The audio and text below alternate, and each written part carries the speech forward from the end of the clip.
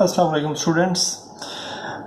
ये video class 7 की science के चैप्टर नंबर 3 पीरियोडिक टेबल के बारे में है और इसमें हम इसके कंसेप्ट्स को ब्रीफली डिस्कस करेंगे। अच्छा, ये चैप्टर शुरू होता है एटम्स की हिस्ट्री से। जॉन डाल्टन एक साइंटिस्ट था जिसने सबसे पहले एटम्स के बारे में प्रेडिक्ट किया। उसने ये बताया, जॉन डाल्टन ने, कि हर चीज़, जितनी भी चीज़ें दुनिया में मौजूद हैं, ये सब चीज़ें बहुत छोटे छोटे पार्टिकल्स के मिलने से बनी हुई हैं और उन पार्टिकल्स को एटम्स का नाम दिया। यानी हर चीज़, हमारे इर्द गिर्द की जितनी चीज़ें हैं, डाल्टन ने ये कहा कि ये सब एटम्स के मिलने से बनती हैं और ये इतने छोटे पार्टिकल हैं कि इनको मज़ीद डिवाइड नहीं किया जा सकता। ये फंडामेंटल पार्टिकल है, बुनियादी पार्टिकल। इससे छोटी और कोई चीज़ नहीं हो सकती। यानी इसके हम दो हिस्से नहीं कर सकते क्योंकि ये इतना ही होता है। एक पार्टिकल जो है वो सबसे छोटी चीज़ है, इसको मज़ीद डिवाइड नहीं किया जा सकता। तो उसने एटम्स के बारे में ये डेफिनेशन दी थी सबसे पहली। लेकिन फिर उसके बाद आने वाले साइंटिस्ट ने इस आइडिया में थोड़ी तब्दीली की। जे थॉमसन एक साइंटिस्ट था जिसने ये कहा कि एटम होते तो ज़रूर हैं, दुनिया की हर चीज़ वो एटमों से बनी है। ये उसने बात कहा, ये ठीक है, लेकिन एटम खुद भी मज़ीद छोटे पार्टिकल से बना हुआ है जिन्हें सब एटॉमिक पार्टिकल कहते हैं। तो ये बात थॉमसन ने कही। अच्छा, उसके बाद आया रदरफोर्ड। रदरफोर्ड ने एटम के स्ट्रक्चर को जानने के लिए कुछ एक्सपेरिमेंट्स किए। उसने एक बारीक गोल्ड की फॉइल ली जो कि चंद एटम्स जितनी थिक थी, बहुत बारीक थी, और उसके ऊपर उसने पॉजिटिवली चार्ज पार्टिकल्स थ्रो किए। एक बीम उसने फेंकी, यानी एक गन के ज़रिए उसने पॉजिटिव चार्ज रखने वाले पार्टिकल उस फॉइल के ऊपर फेंके। अब उसका अंदाज़ा ये था कि ये सारे पार्टिकल इस इतनी बारीक फॉइल है, इसमें से गुजर के तो पीछे जाके सीधे टकराएंगे क्योंकि एटम का ज़्यादातर हिस्सा खाली होता है। उसको यही अंदाज़ा था। तो एक्सपेरिमेंट जब उसने किया तो ये बात तो ठीक साबित हुई कि जो उसने पार्टिकल फेंके थे वो फॉइल में से ज़्यादातर गुजर गए सीधे और जाके तो पीछे उसकी स्क्रीन को टकराए, जिससे ये बात साबित हुई कि एटम का ज़्यादातर हिस्सा खाली है। लेकिन कुछ पार्टिकल सीधे नहीं टकराए, यानी उनकी डायरेक्शन चेंज हो गई। कुछ जो थे वो बिल्कुल वापस को, बहुत शार्प एंगल पे वापस को भी बाउंस ऑफ हो गए फॉइल से। अब इस बात से उसने ये अंदाज़ा लगाया कि इस जो मेरी फॉइल के जो अंदर एटम्स हैं, इन एटम्स के अंदर कोई पॉजिटिव चार्ज मौजूद है जिसको उसने न्यूक्लियस का नाम दिया, कि इसमें पॉजिटिवली चार्ज न्यूक्लियस मौजूद है जिससे ये पॉजिटिव पार्टिकल जो मैं फेंक रहा हूँ वो टकरा के मुड़ रहे हैं, क्योंकि पॉजिटिव और पॉजिटिव एक दूसरे को रिपेल करते हैं, दूर भेजते हैं एक दूसरे से। तो ये जो उसने पार्टिकल फेंके थे, जब वो कुछ पार्टिकल टकरा के तो दूर दूर एंगल्स पे मुड़ गए, तो इससे उसने ये अंदाज़ा लगाया कि एटम के सेंटर में कोई ऐसा हिस्सा मौजूद है, यानी न्यूक्लियस मौजूद है जिस पे पॉजिटिव चार्ज है। और इलेक्ट्रॉन्स के बारे में उसने ये अंदाज़ा लगाया कि इलेक्ट्रॉन जो हैं ये बेसिकली न्यूक्लियस के इर्द गिर्द चक्कर लगा रहे होते हैं और इनके ऊपर नेगेटिव चार्ज होता है। और उसने ये भी कहा था कि जी ये ज़्यादातर हिस्सा इसका खाली है। रदरफोर्ड ने एटम की स्ट्रक्चर के बारे में काफ़ी बातें बताई थी, यानी कि एटम कैसा होता है। उसके बाद एक साइंटिस्ट आया, नील बोहर। बोहर ने रदरफोर्ड के जो एटम के बारे में नज़रियात थे, जो उसने बताई थी चीज़ें, उन्हीं को लेके वो आगे चला और उसने उस पे मज़ीद जो है अपनी एक थियोरी दी जो कि बड़ी हद तक सही थी। बोहर ने ये बताया कि जी एटम जो है वो ऐसा ही है, इलेक्ट्रॉन जो हैं वो न्यूक्लियस के गिर्द बड़ी तेज़ स्पीड में चक्कर लगा रहे होते हैं, और इनके ऊपर नेगेटिव चार्ज होता है। और इलेक्ट्रॉन जो हैं वो नेगेटिव चार्ज होते हैं, यानी न्यूक्लियस के गिर्द बड़ी तेज़ स्पीड में चक्कर लगा रहे होते हैं, और इनके ऊपर नेगेटिव चार्ज होता है। और यूं जो है उसने कंफर्म किया कि रदरफोर्ड का मॉडल ठीक है, उसमें कुछ एक उसने टेक्निकल चीज़ें चेंज भी की थी, लेकिन उनमें अभी हमें जाने की ज़रूरत नहीं है। तो जनाब, इससे हमें ये पता चलता है कि दुनिया की हर चीज़ जो है वो एटम्स से बनी हुई है।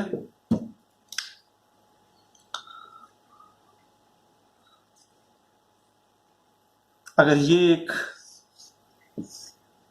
पेपर का पीस है, तो अगर हम इसको बहुत मैग्नीफाई करके देखें तो इसके अंदर भी छोटे छोटे से एटम्स होंगे,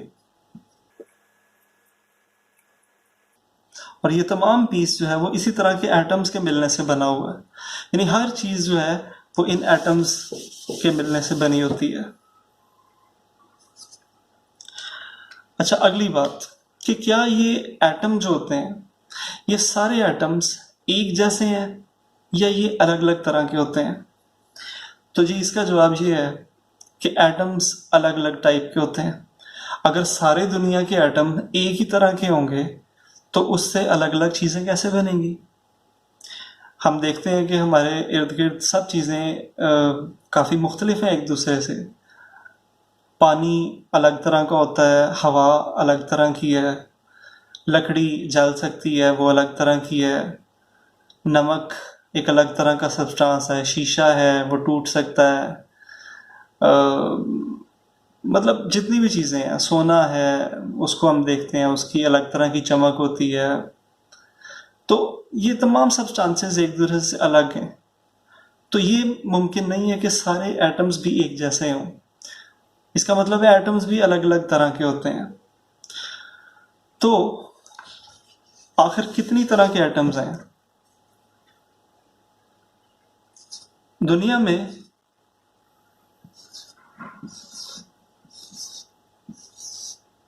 इस तरह से हम अगर ड्रॉ करते जाएं तो ये मुख्तलिफ साइज के एटम्स मौजूद हैं, और टोटल 92 टाइप के एटम्स अलग अलग तरह के मौजूद हैं नेचुरली। यानी कुदरत में 92 इस तरह से अलग अलग साइज के एटम्स होते हैं। जो सबसे छोटे एटम है उनको वो हाइड्रोजन एटम्स हैं, इनसे बड़े हीलियम के एटम्स होते हैं, उससे बड़े लिथियम के एटम्स होते हैं। वजन के लिहाज से ही मैं बात कर रहा हूँ। तो इस तरह बड़े करते जाएं तो ये सारे अलग अलग टाइप के एटम हैं, और इन सारे एटम से अलग अलग तरह की चीजें बनती हैं।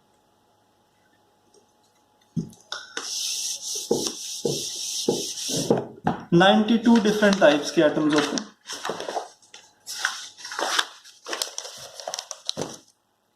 ये किताब है आपकी बुक में, पेज नंबर 37 पे ये एक पीरियोडिक टेबल की भी तस्वीर है। इस टेबल में बेसिकली ये जितने भी बॉक्स बने हुए हैं इसके अंदर अलग अलग तरह के एटम्स के बारे में ही बताया गया है, और ये टोटल 92 डिफरेंट टाइप्स के कुदरत में होते हैं, लेकिन इसके अंदर लिखे हैं क्योंकि आखिर में कुछ ऐसे भी इसमें लिखे हुए हैं एलिमेंट्स जो कि आर्टिफिशियली बनाए हुए हैं, वो स्टेबल नहीं है नेचुरली। तो खैर, ये सारे अलग अलग तरह के एटम्स हैं, जिनमें सबसे हल्के और सबसे छोटे एटम हाइड्रोजन के एटम्स हैं, उन्हें हाइड्रोजन एटम्स कहते हैं, सबसे छोटे होते हैं। उससे बड़े हीलियम के एटम हैं, फिर lithium, beryllium, boron, carbon, nitrogen, oxygen, fluorine, neon, sodium and so on. ये सारे वजन बढ़ता जाता है इनका, जिस तरह हम आगे जाते जाएंगे इनका वजन ज़्यादा होता जाता है। तो ये सारे मुख्तलिफ टाइप के एटम्स होते हैं। अलग अलग तरह के एटम्स के लिए अलग अलग सिंबल्स यूज होते हैं। मैंने अभी बताया कि पीरियोडिक टेबल में तमाम एटम्स के सिंबल्स बताए गए हैं। सबसे छोटा जो एटम है हाइड्रोजन एटम, उसका सिंबल H है।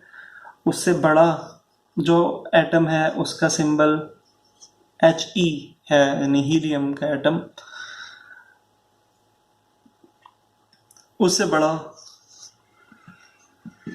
लिथियम एटम होता है, एंड सो ऑन। उस टेबल के अंदर पूरी डिटेल मौजूद है तमाम एटम्स की और उनके सिंबल्स की। अच्छा, एटम्स में दो प्रॉपर्टीज एटम्स की बड़ी कॉमनली नोट की जाती हैं। एक कि एटम का एटॉमिक नंबर, हर एटम का एक एटॉमिक नंबर होता है, और दूसरी मास नंबर।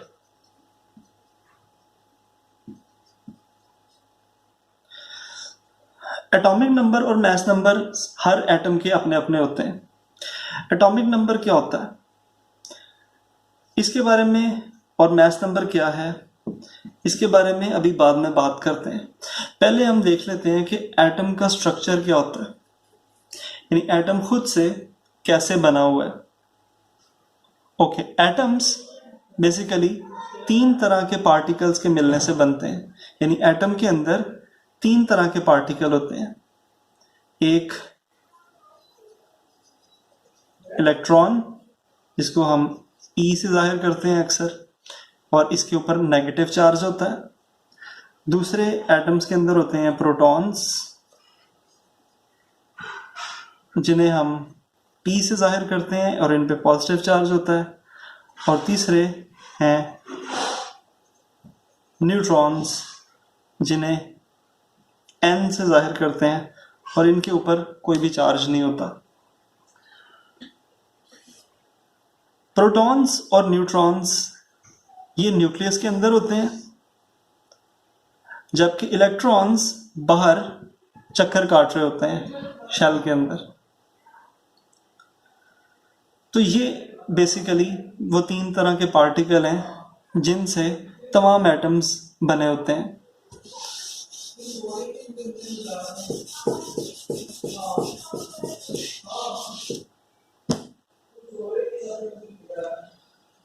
तो सबसे पहले हम देखते हैं हाइड्रोजन का एटम कैसे बना होता है। हाइड्रोजन के एटम के न्यूक्लियस के अंदर एक प्रोटॉन होगा जिसपे पॉजिटिव चार्ज है, और इसके बाहर जो शेल है उसके अंदर एक इलेक्ट्रॉन है जिसपे नेगेटिव चार्ज होता है। अब इसके साथ एक और एटम को ड्रॉ करते हैं, हीलियम एटम। हाइड्रोजन के बाद अगला बड़ा एटम जो आता है नेक्स्ट, वो हीलियम का एटम होता है। और हीलियम एटम के न्यूक्लियस के अंदर दो प्रोटॉन्स होते हैं जिन पे पॉजिटिव चार्ज होता है, और दो न्यूट्रॉन्स भी होते हैं। इसके बाहर ये शेल है, और इस शेल में इलेक्ट्रॉन्स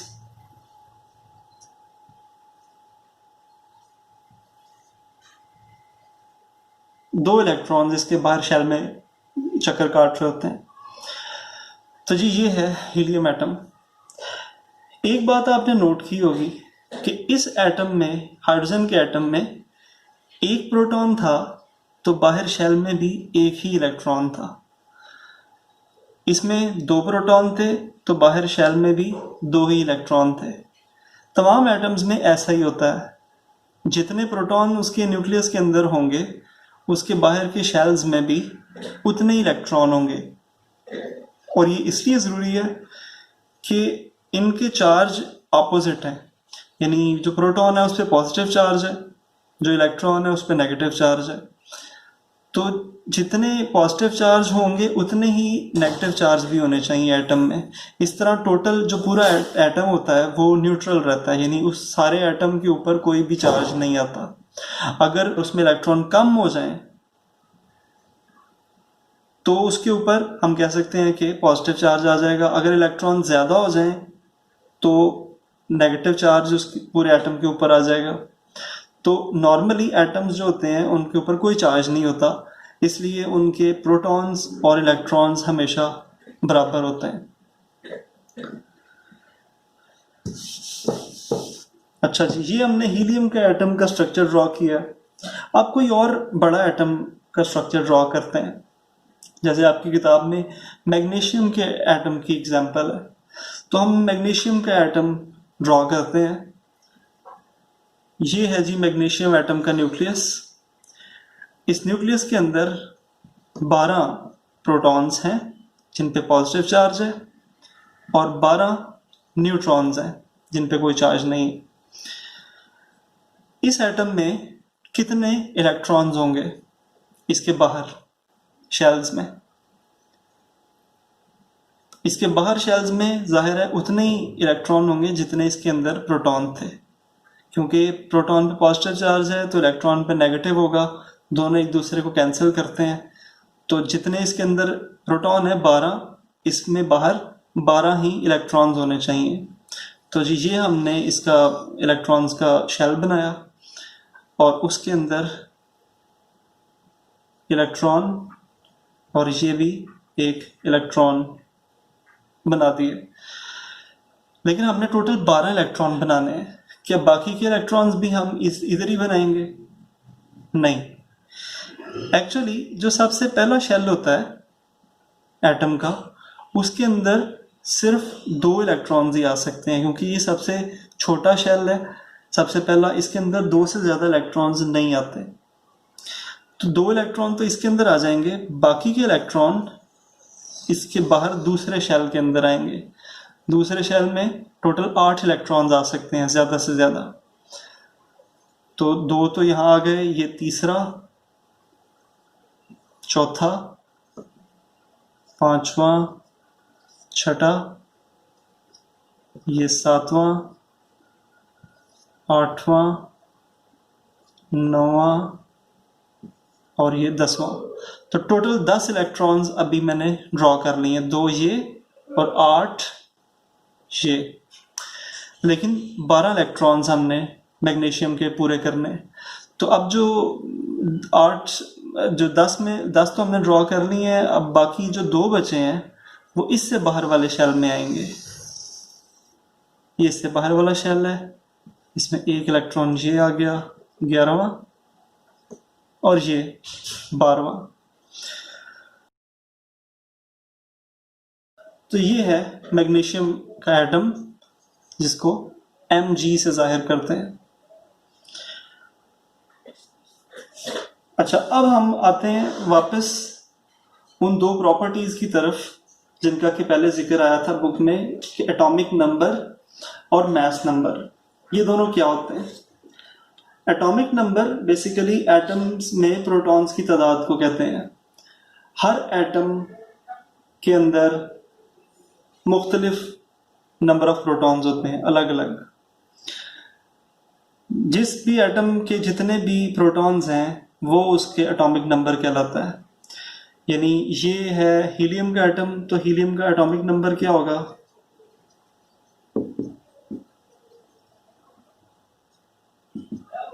हीलियम के अंदर आप देख रहे हैं कि 2 प्रोटॉन्स हैं। अगर इसमें 2 प्रोटॉन्स होते हैं तो इसका एटॉमिक नंबर 2 होगा।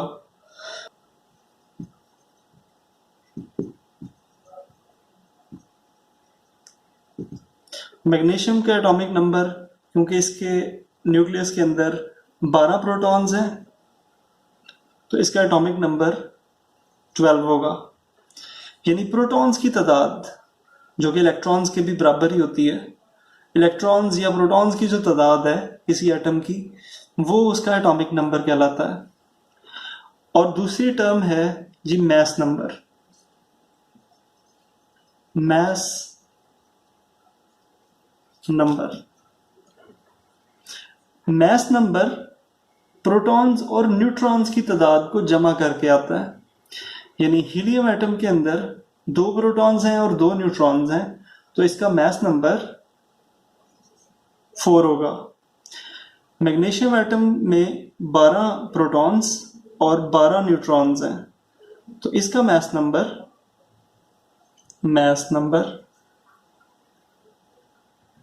24 होगा।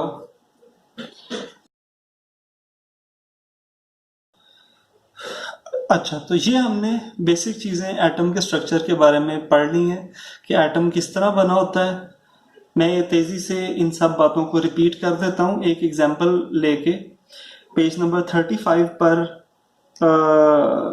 एक टेबल बना हुआ है जिसमें मुख्तलिफ एटम्स के नाम लिखे हुए हैं, उनके सिंबल्स लिखे हैं, एटॉमिक नंबर उनके लिखे हुए हैं, उनके इलेक्ट्रॉनिक कॉन्फ़िगरेशन लिखी है आगे कि कहाँ पे कितने इलेक्ट्रॉन्स होंगे।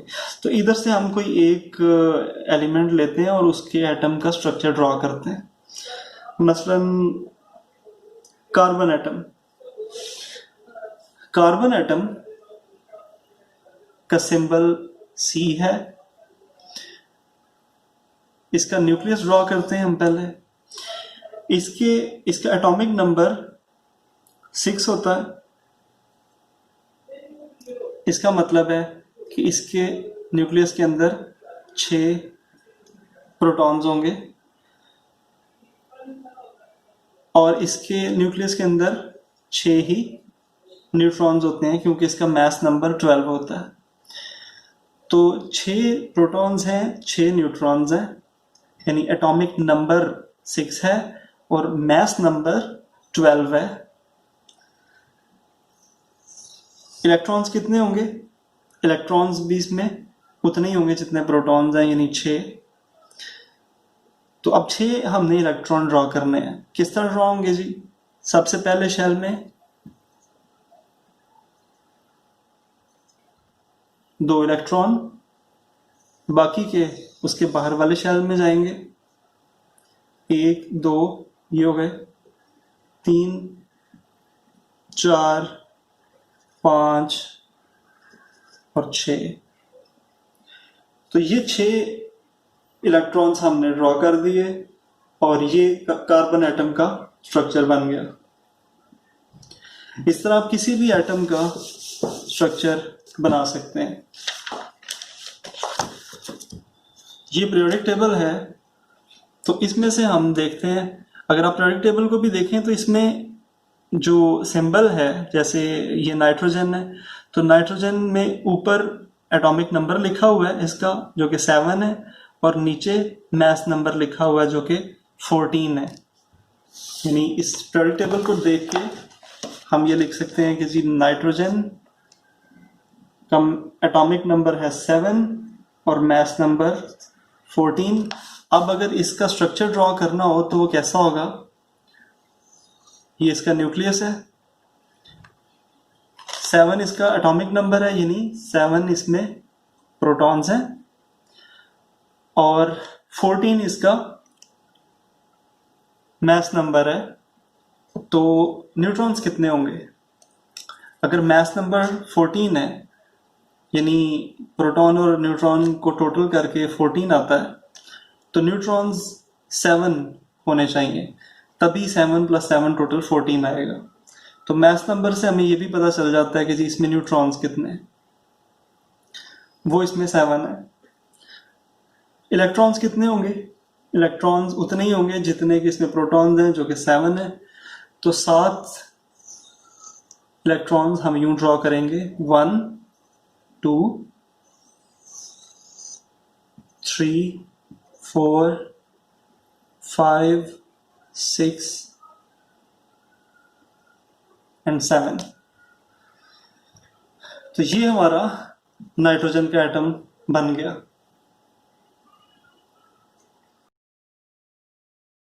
अच्छा, अब हम देखते हैं जी आयंस क्या होते हैं। कोई भी एटम हो, जैसे अगर एक सोडियम एटम है, सोडियम जिसका एटॉमिक नंबर 11 और मास नंबर 23 है,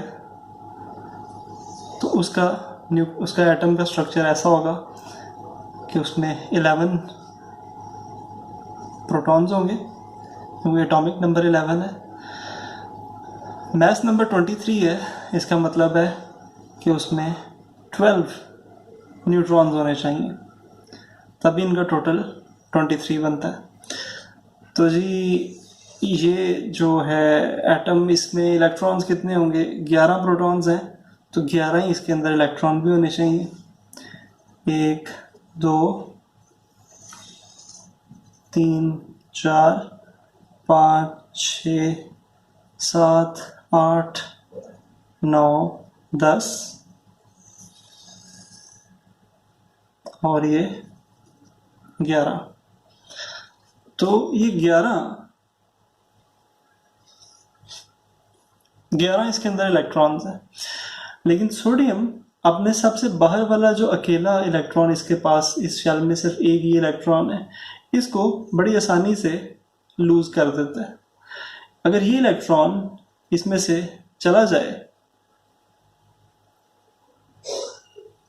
तो इसमें बाकी 10 इलेक्ट्रॉन रह जाते हैं, जबकि प्रोटॉन इसमें 11 हैं। तो इस सारे के ऊपर पॉजिटिव चार्ज आ जाएगा और इसको हम कहेंगे ये एक आयन बन गया, पॉजिटिव आयन। क्योंकि इस पे पॉजिटिव चार्ज है तो हम कहेंगे कि पॉजिटिव आयन बन गया। यानी आयन्स क्या होते हैं? जब एटम के ऊपर चार्ज आ जाता है, चाहे वो इलेक्ट्रॉन लूज करने से हो या कोई इलेक्ट्रॉन गेन करने से, अगर इसके अंदर कोई इजाफी इलेक्ट्रॉन आ जाए तब भी ये एक आयन बन जाएगा। लेकिन तब ये नेगेटिव आयन बनेगा, क्योंकि इलेक्ट्रॉन आया है तो इस पे एक्स्ट्रा इलेक्ट्रॉन्स हो जाएंगे, नेगेटिव चार्ज आ जाएगा पूरे एटम पे, तो उसको हम कहेंगे कि नेगेटिव आयन बन गया। सोडियम पॉजिटिव आयन बनाता है, जबकि बाज एलिमेंट्स नेगेटिव आयन बनाते हैं, जैसे फ्लोरीन। फ्लोरीन का एटॉमिक नंबर 9 और इसका मास नंबर 19 है। तो इसका जो एटम होगा उसके अंदर 9 प्रोटॉन्स होंगे पॉजिटिव चार्ज वाले और 10 न्यूट्रॉन्स होंगे। इलेक्ट्रॉन्स कितने होंगे? वो भी 9 ही होंगे, क्योंकि 9 प्रोटॉन्स हैं तो इसमें 9 इलेक्ट्रॉन्स होंगे। 1 2 3 4 5 6 7 8 एंड 9। अब फ्लोरीन एटम कहीं से बाहर से एक एक्स्ट्रा इलेक्ट्रॉन ले सकता है। अगर ये एक एक्स्ट्रा इलेक्ट्रॉन ले ले तो इस पूरे के ऊपर नेगेटिव चार्ज आ जाता है और हम कहते हैं कि ये एटम से आयन बन गया। ऐसा आयन नेगेटिव आयन कहलाएगा, क्योंकि इसके ऊपर नेगेटिव चार्ज आया। सो सिंपली जब एटम के ऊपर कोई भी चार्ज आ जाता है, चाहे पॉजिटिव हो कोई इलेक्ट्रॉन जाया करने से या फिर कोई इलेक्ट्रॉन ले लेने से नेगेटिव चार्ज आ जाए, तो हम उसको आयन कहते हैं।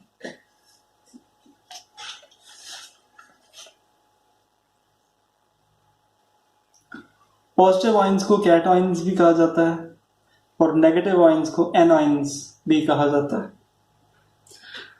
अच्छा, फिर हम आते हैं अब जी पीरियोडिक टेबल की तरफ। पीरियोडिक टेबल ये आपके सामने है। इस टेबल के अंदर बेसिकली अलग अलग एलिमेंट्स के जो एटम्स हैं उन सब को अरेंज करके एलिमेंट्स को दिखाया गया है। यानी हर एक बॉक्स किसी एक एलिमेंट को या उसके एक एटम को जाहिर करता है। जैसे ये पहला एलिमेंट है हाइड्रोजन, जिसमें हाइड्रोजन एटम्स हैं। तो हाइड्रोजन एटम का एटॉमिक नंबर ऊपर लिखा हुआ है, मास नंबर नीचे लिखा हुआ है, साथ में नाम लिखा हुआ है हाइड्रोजन। दूसरा एलिमेंट इसके अंदर हीलियम है, एटॉमिक नंबर 2, मास नंबर 4। ये वाला जो पहला एलिमेंट है हाइड्रोजन, वैसे ये ग्रुप 1 के अंदर होता है अमूमन। आप अगर कहीं और से देखें पीरियोडिक टेबल तो इसको ग्रुप 1 में लिखा जाता है। इन्होंने अलग दिखा दिया, लेकिन ये अक्सर ग्रुप 1 का हिस्सा ही होता है। अलग इसको इसलिए लिख लेते हैं क्योंकि ये एक टिपिकल मेटल नहीं है, उसकी कुछ वजह अलग है।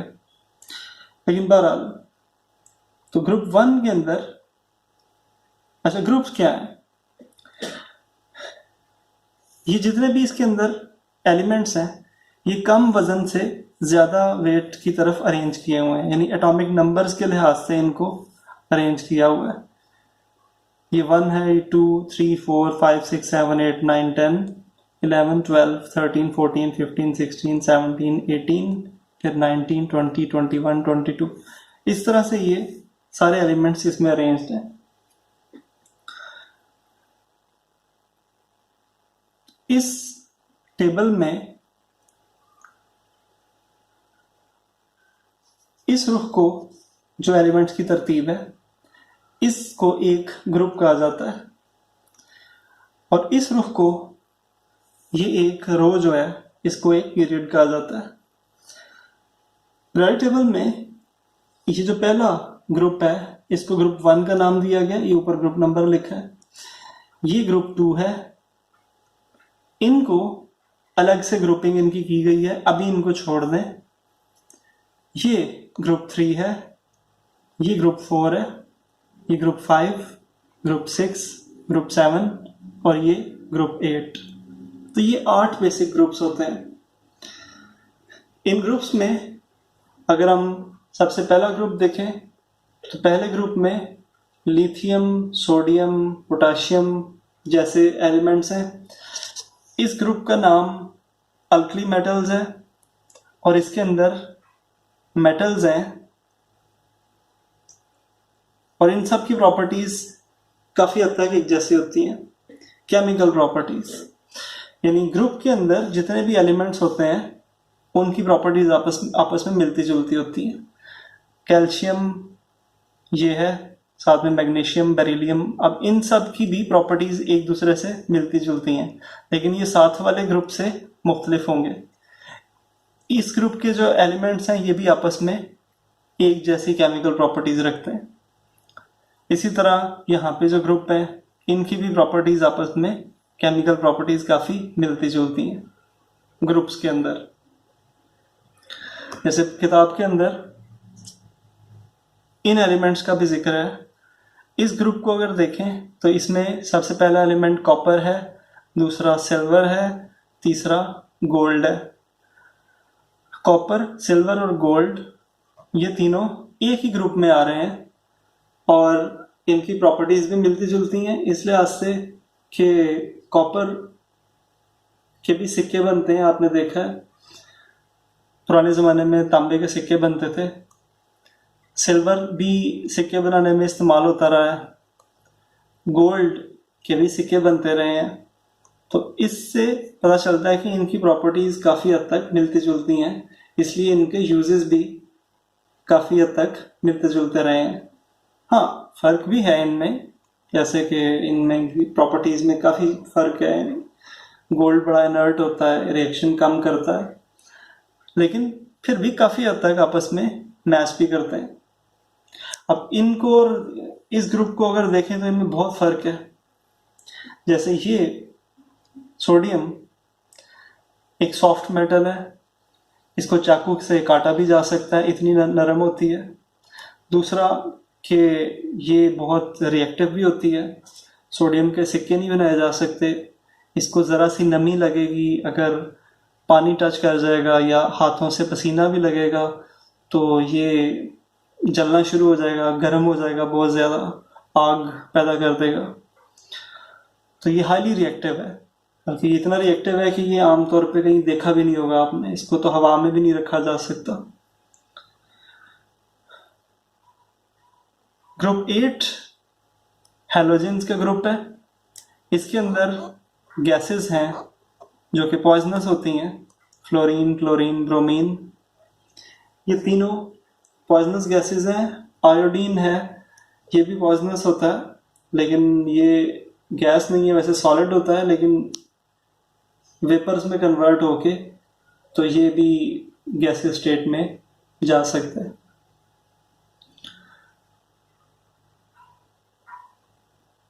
ये ग्रुप नोबल गैसेस का है। इसके अंदर वो एलिमेंट्स हैं जो किसी के साथ रिएक्शन नहीं करते, यानी इनको नोबल एलिमेंट्स कहा जाता है। ग्रुप 8 को, या इसे ग्रुप 0 भी कहते हैं, और वो इसलिए क्योंकि ये एलिमेंट्स अपने बाहर वाले जो सबसे आउटर इनका इलेक्ट्रॉनिक शेल है उसके अंदर इनके पास पूरे इलेक्ट्रॉन्स होते हैं। ये ना तो कोई इलेक्ट्रॉन देते हैं किसी को, ना ही किसी से कोई इलेक्ट्रॉन लेते हैं, इसलिए ये एटम्स आयन नहीं बनाते। और आयन नहीं बनाएंगे, इनके ऊपर चार्ज नहीं आएगा, तो ये किसी से रिएक्शन भी नहीं करते, तो ये इनर्ट है। इसके अलावा ख़ास बात, इस टेबल के अंदर एक ये ब्लैक लाइन लगाई गई है। इस लाइन से इस तरफ को मेटल्स हैं और इससे दूसरी तरफ नॉन मेटल्स हैं। अच्छा, मेटल्स के बारे में एक जनरल बात यह है कि मेटल्स इलेक्ट्रॉन देने की सलाहियत रखती हैं, यानी ये तमाम एलिमेंट्स एक या एक से ज़्यादा इलेक्ट्रॉन देते हैं और पॉजिटिव आयन बनाते हैं, जबकि नॉन मेटल्स इलेक्ट्रॉन लेने की सलाहियत रखते हैं। ये सारे एटम्स इनके इलेक्ट्रॉन्स लेते हैं और नेगेटिव आयन बनाते हैं।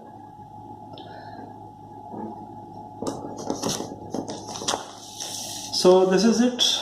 आज के लेक्चर में जो हमने बातें पढ़ी हैं उनकी समरी ये है कि सबसे पहले जॉन डाल्टन साइंटिस्ट था जिसने ये बताया कि दुनिया की हर चीज़ छोटे छोटे पार्टिकल्स जिन्हें एटम्स कहते हैं उनसे बनी है। उसके बाद जे थॉमसन ने एक्सपेरिमेंट्स किए और ये बताया कि एटम्स भी छोटे छोटे पार्टिकल्स यानी सब एटॉमिक पार्टिकल्स से बने। एटम्स के अंदर भी पार्टिकल्स होते हैं। रदरफोर्ड ने मज़ीद एक्सपेरिमेंट किए। उसने गोल्ड की बारीक फॉयल बनाई और उसके ऊपर पॉजिटिव पार्टिकल थ्रो किए और उसने देखा कि ज़्यादातर पार्टिकल सीधे गुजर गए, जबकि कुछ जो हैं वो डिफ्लेक्ट हुए, मुख्तलिफ एंगल्स पे मुड़ के लगे, बाउंस ऑफ हो के, जैसे टकरा के किसी से वापस मुड़ जाते। तो इससे उसने अंदाज़ा लगाया कि एटम का ज़्यादातर हिस्सा तो खाली है, इसीलिए सीधे चले गए हैं ज़्यादातर पार्टिकल, लेकिन एटम के सेंटर में कोई पॉजिटिव चीज़ भी है, यानी न्यूक्लियस कोई मौजूद है जिस पे पॉजिटिव चार्ज है, जिसकी वजह से ये पॉजिटिव पार्टिकल वापस को मुड़े। नील बोहर ने फाइनल एक थियोरी दी एटम्स के बारे में कि एटम के सेंटर में एक न्यूक्लियस होता है जिसके अंदर प्रोटॉन और न्यूट्रॉन्स होते हैं और इसके इर्द गिर्द, न्यूक्लियस के इर्द गिर्द शेल्स के अंदर इलेक्ट्रॉन्स मूव कर रहे होते हैं।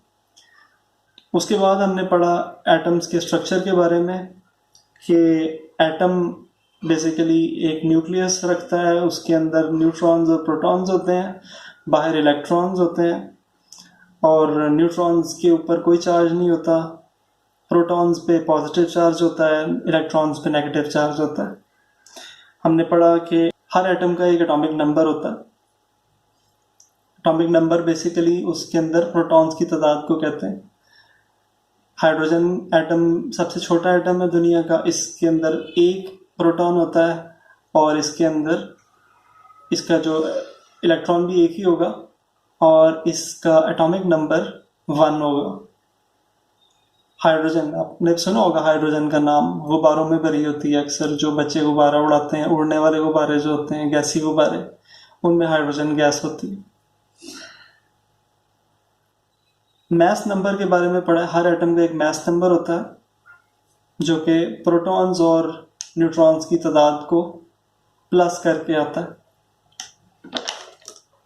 आयंस के बारे में हमने पढ़ा है कि आयंस बेसिकली एटम्स होते हैं जिनके ऊपर चार्ज आ जाता है। और आयंस कैसे बनते हैं? जब एटम अपना कोई इलेक्ट्रॉन लूज कर देता है यानी छोड़ देता है तो वो पॉजिटिव आयन बन जाता है, और अगर एटम कोई इलेक्ट्रॉन ले ले, एक्स्ट्रा इलेक्ट्रॉन ले ले, तो उस एटम पे नेगेटिव चार्ज आ जाएगा और वो नेगेटिव आयन बन जाएगा। फिर हमने पीरियोडिक टेबल के बारे में पढ़ा है कि पीरियोडिक टेबल एक टेबल बनाया गया है, साइंटिस्ट ने बनाया, जिसमें कि तमाम एलिमेंट्स जो दुनिया में पाए जाते हैं इन सब को अरेंज किया गया है उनके एटॉमिक नंबर के लिहाज से। यानी जो सबसे छोटा एटॉमिक नंबर है हाइड्रोजन, वो सबसे पहले आता है और फिर उससे बड़े उसके बाद और उससे बड़े उसके बाद। पीरियोडिक टेबल के अंदर एलिमेंट्स ग्रुप्स और टेबल्स में अरेंज्ड हैं ग्रुप जो है वो ऊपर से नीचे को जो एक कॉलम होता है खड़ा, उसको एक ग्रुप कहते हैं। पीरियोडिक टेबल में 8 मेन ग्रुप्स हैं। जो पहला ग्रुप है वो अल्कली मेटल्स का ग्रुप है, और जो 8वां ग्रुप है नोबल एलिमेंट्स का है। उससे पीछे 7वां ग्रुप हैलोजेंस का ग्रुप है। तो अभी के लिए इतना ही, बाकी का चैप्टर अगले दफा में डिस्कस करेंगे। आप पीरियड 1 बल्कि पीरियड 2 और 1 इन दोनों पीरियड्स के अंदर जितने भी एलिमेंट्स हैं, आप लोग इन सब एलिमेंट्स के एटॉमिक स्ट्रक्चर्स खुद से ड्रॉ करें और उसकी प्रैक्टिस करें। जैसे मैंने किया था, अभी काफ़ी सारे एलिमेंट्स के एटॉमिक स्ट्रक्चर ड्रॉ किए हैं, ऐसे ही आप इन तमाम एलिमेंट्स के बारी बारी अपनी किसी रफ कॉपी में एटॉमिक स्ट्रक्चर ड्रॉ करें। This is it. अल्लाह हाफ़िज़।